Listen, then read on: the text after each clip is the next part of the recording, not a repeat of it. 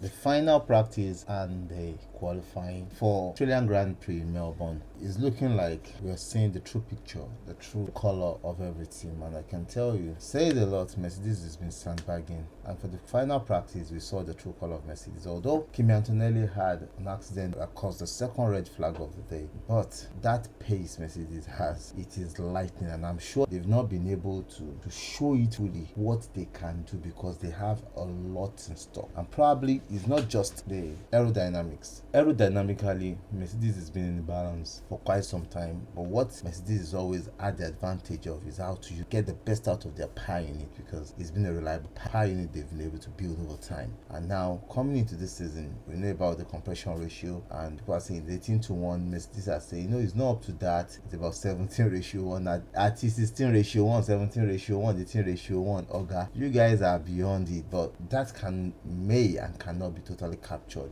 I think it will be used, but probably next year some teams will come blagging and doing this, because Ferrari are already saying they won't challenge Mercedes certainly, but what they are going to do is probably next year they are going to come into this and make a statement, you understand? So it's going to be very interesting with the mind games everybody's playing, but Mercedes really showed their hand and they told everybody that, see, you are right, we are sandbagging, but we are really back. At the end of the FP3 session, George Russell was a little over 6 tenths from the next driver, which is the Ferrari driver. If they'd had two time to run on those tires, I think it would have been into the mid 18, and going into qualifying, like I said yesterday, they might have to be running close to early 18s or 17s if the Mercedes is this powerful, because I believe there's still like about 1 second in that engine that they're not giving, 1 or over 1 second in that engine that they are not giving yet, because that car is fast and that car is creepy on every corner. They were doing long runs and they were like 2 seconds faster than any other team in FP3. I'm like, this is lightning. It's going to be a very interesting race. Aston Martin, they are in a big problem and they should be able to solve their problem. You know, Honda has already sold that technology to Red Bull. Then Red Bull got them hook on the truth and they are like, oh, fine, these guys got us.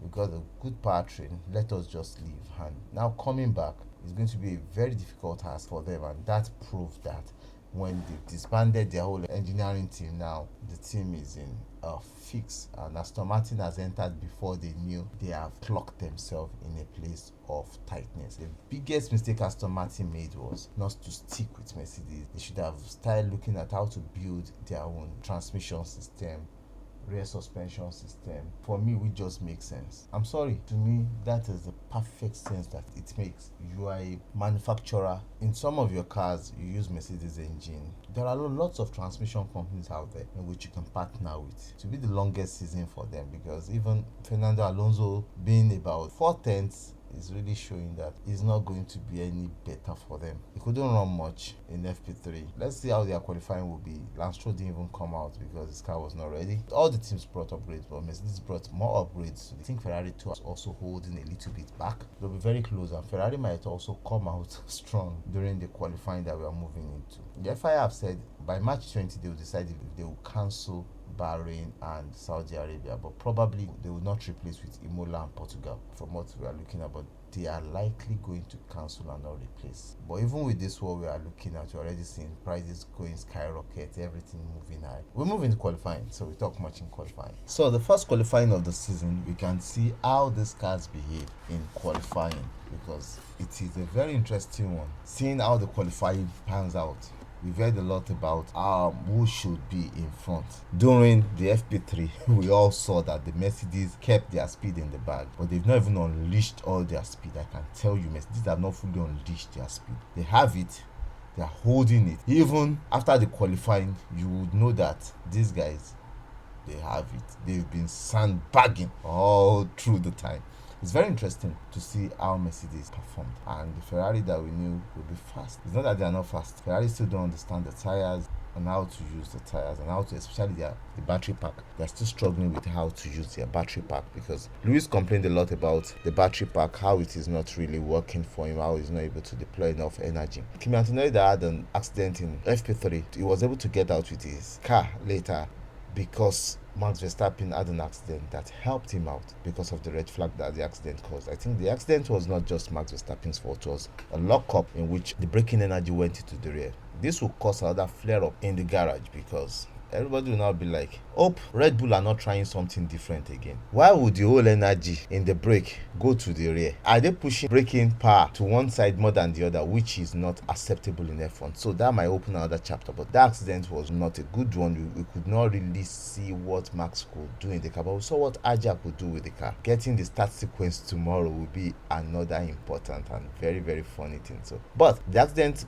brought out a red flag, and we saw Kimi Antonelli able to come out, and he did his qualifying easy. Lance Stroll could not come out because they don't have parts. Carlos Sainz had an issue during FP3, an electrical glitch. He could not come out. Max Verstappen, no time. So 3 out already for qualifying. We had Bottas, Perez, and Alonso out. Cadillac has nothing to lose. They step in the right direction. This is their first time in F1, and I'm not saying they're coming last. They've done a good job, at least qualifying. They go into the race tomorrow. They learn in the next 2-3 races. They pick up, and even if it is a year, if it is 2 years, they keep grinding. Great job for them. The Aston Martin was able to out-qualify them, which is great. Aston Martin has been in the game for a long time. Aston Martin was able to gain about 2 seconds. Probably in the race tomorrow, they can do 50 laps, but I doubt if they can do 30 laps. But let's see how that goes. In Q2, we had Hulkenberg out, Bierman, Ocon, Gasly, Albon, and Colapinto out in Q2. The Q1, you had Ferrari using medium tires, and the medium tires on Lewis Hamilton did a perfect job, a better job. But when they got on soft tires, the soft tires were not there at all. I thought they would be able to gain close to a second on the soft tires. The Ferraris, they were not finding it easy on the soft tires. It was a difficult cringe for them, and I hope they will be able to come out of it. Probably they'll be using medium hard tomorrow. And in the main qualifying,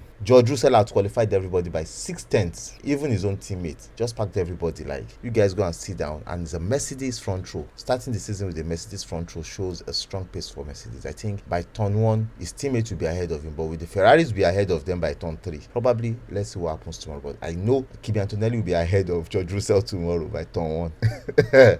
I'm telling you, because one thing is, Antonelli was on his game all through the weekend. The accident might have given him a setback. He's a young guy. He has nothing to lose. He's fearless. That's one thing I love about Kimi Antonelli. He's fearless. So coming out tomorrow, he's going to relentlessly come out fearlessly against his team. He doesn't care. Isaac Kaja, 8/10 away from the Mercedes. He qualified 3rd. Then Charles Leclerc, 9/10 away. Oscar Piastri, Lando Norris, Lewis Hamilton, Lawson, Lindblad, and Bortoleto. Bortoleto himself, after running around, he just went to park like, see, I can't qualify with these ones. We are still trying. That was it. But it shows where the strength is, and probably if this is the compression ratio, you know, Mercedes will know how to use it as the engine design. Let's see how FIA deals with this, if that is the advantage Mercedes are having on the power unit. But it shows that this season, everybody will be coming out with different stories, different excuses, different baitings, different plans to just make sure they weaken the other team. But it's going to be a very interesting season. Interesting race tomorrow. Who do you think will win the race tomorrow?